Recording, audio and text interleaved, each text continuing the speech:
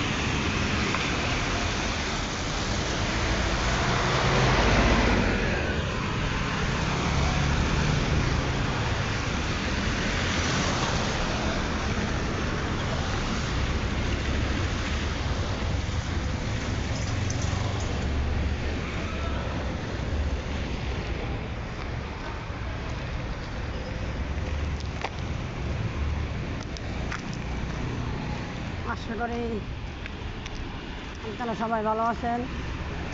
এটাই দেন গাড়ি রাস্তা, গাড়ি চলতেছে, দুপুর টাইম, সবাই নিরক্ত, সবাই কাজ কামে ব্যস্ত, এই কারণে সবাই আসতে পারতেছে। বিকাল টাইম হলে আবার ঢাকা শহর জমজমাট্টম, এখন সবাই চাকরি বাকরি করতেছে, সবাই যার জন্য কাজ কামে ব্যস্ত লাগা আসতে পারে না, কাজ কামে লেগে সবাই ব্যস্ত লাগে আসতে পারে না। এই ধরেন যে ঢাকা শহরে যে অবস্থা, আমার দেখাই তো মাথায় মরে গেল, চক্কর মারছে।